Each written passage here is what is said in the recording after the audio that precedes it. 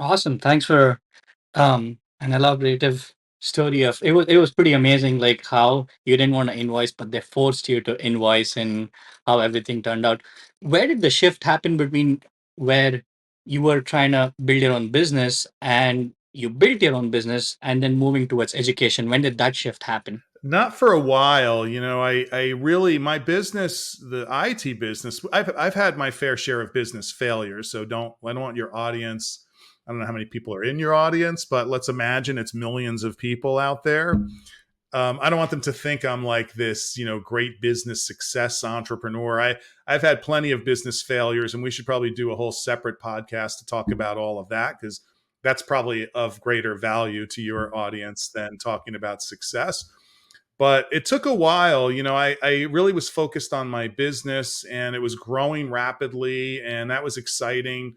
We were able to figure out a way to serve nonprofits for free. And it was kind of simple, just get more paying customers.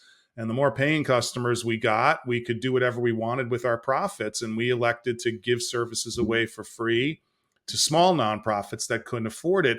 And the more services we gave away for free, the more the small for profit businesses wanted to hire us because they felt like, wow, by hiring you, we're making the world better. We're not only getting IT consulting services, but you're using some of the money we're paying you with to help another nonprofit that's helping someone in need. And that really makes us feel good.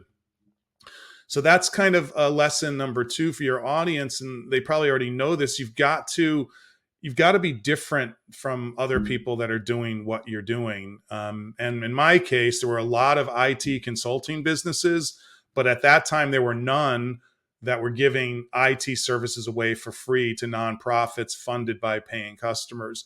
So it took about, I would say, 8 or 9 years, and I got invited by a friend of mine that teaches at Columbia University. He said, and I'd never done this. He said, "Hey, do you want to come in and talk to my MBA class about?" He called it social entrepreneurship. I had never really heard that term honestly before, but yet I was practicing social entrepreneurship for a long while. So I said, "Sure, I'll come to your class." And I went in there, and there were about 53, 54 students in this room. And I had planned when I went in to tell them about all these mistakes I'd made professionally. I thought, I'm not going to act like I'm a loser, but I'm going to tell them about mistakes because I thought that would be of the greatest value for them at that stage in their lives. So I did that, and they loved it. They were laughing at all of my hardship and all of my disasters, and how people like to hear stories of failure. And if they're presented in a way where it's kind of fun and not painful, even though it was painful, people enjoy that and they learn from that. And I thought I had kind of like an epiphany in that class. And the epiphany was, this is interesting. Maybe my life experience to that point in my life was of value to college students. Maybe I could help some college students not make the many mistakes I've made. So I started to adjunct at a couple of community colleges, a couple of four-year colleges, got offered a full-time tenure track position in Florida. I was living in New York at the time, but I got offered a position at Hillsborough Community College, which is in your neck of the woods, a large state community college serving about 50,000 students in the Tampa area. So my kids were aging out of college. My wife is a middle school teacher, and we were like, let's go for it. We went down to Florida, not really knowing what Florida was like and all that stuff. We enjoyed our time there. I was able to co-create with a bunch of colleagues. You're part of it. A really amazing experiential entrepreneurship program at Hillsborough Community College. And once I arrived in Tampa, I sort of got plugged in to the entrepreneurship community there, which was at the time, this was back in like 2012 or 2013. It was rather immature, I would say, would be a good way to phrase it. But I got plugged in with some educators. One of them was Rebecca White, Dr. White, over at the University of Tampa, who introduced me to Dr. Susan Steiner. And she was like, "OMG, will you teach here as an adjunct? We've got these management classes. That would be great." I was like, sure, I'll teach there. It's right down the road from where I live.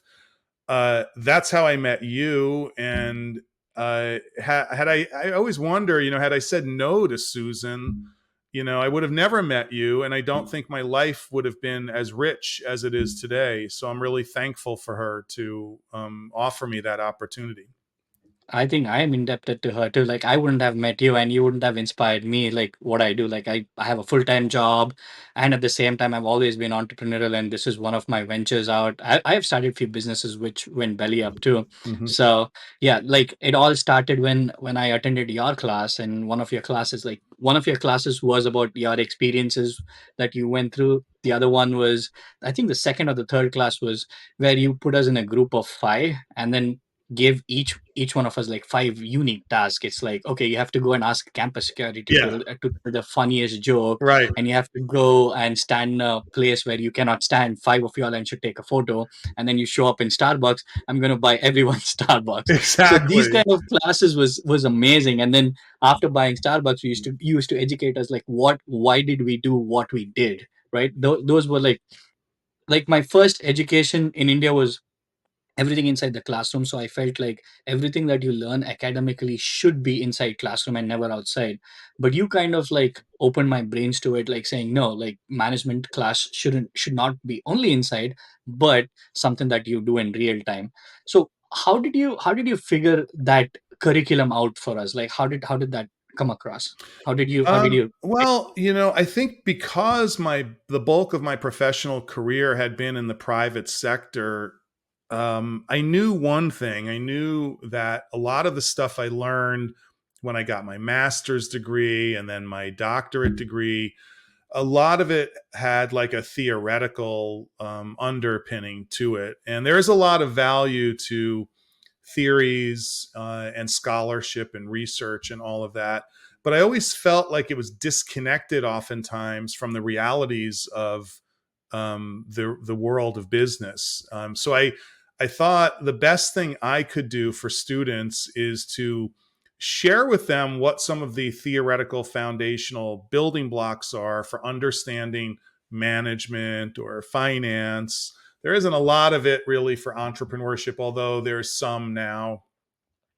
But then to get out of the building, so to speak, and apply and test some of this theoretical framework in the real world to see if it actually makes sense.